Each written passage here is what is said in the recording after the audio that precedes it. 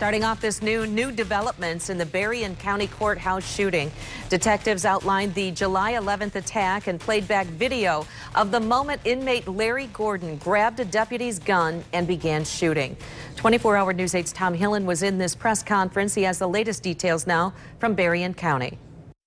The video and audio that detectives played for us today really gives us a clearer picture of what it was like inside that courthouse that day. Now, the video never shows anyone being shot, but in the audio you can hear all of the shots that were fired in the courthouse that day. The video starts out showing us that Gordon was inside the courtroom, although you never do see him.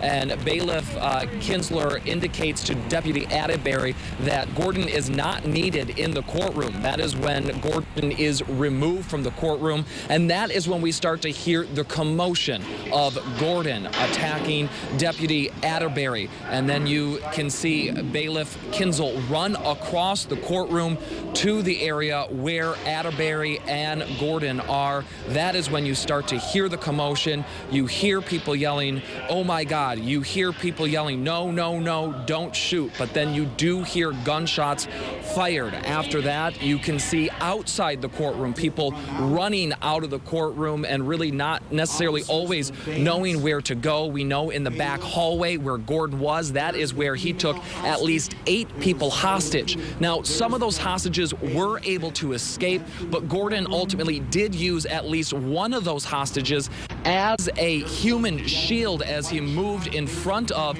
some of the bailiffs that were out in the lobby area that had responded. Now, ultimately, all of the hostages were able to make it away from Gordon, and deputies and bailiffs were able to move in. More gunshots are heard, and that is when Gordon does go down. And we do know that people on scene there did immediately try to administer life-saving measures to Gordon, and that is when they found bailiffs Kinsler and also Bailiff Zangaro that they were down. They tried to render first aid to them as well as medical emergency teams were responding to the area. We obviously know none of those efforts were successful. Now, we do want to play a snippet of the audio that we heard today, really giving you the first listen to what happened in the courthouse that day.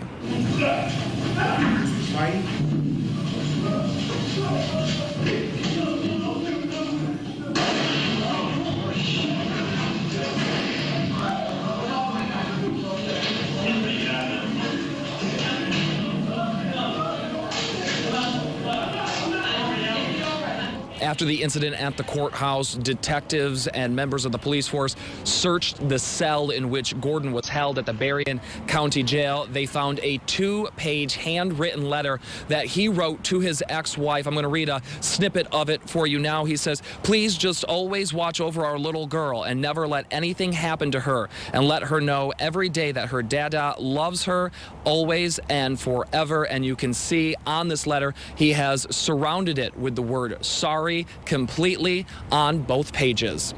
In Berrien County, Tom Hillen, 24-hour News 8.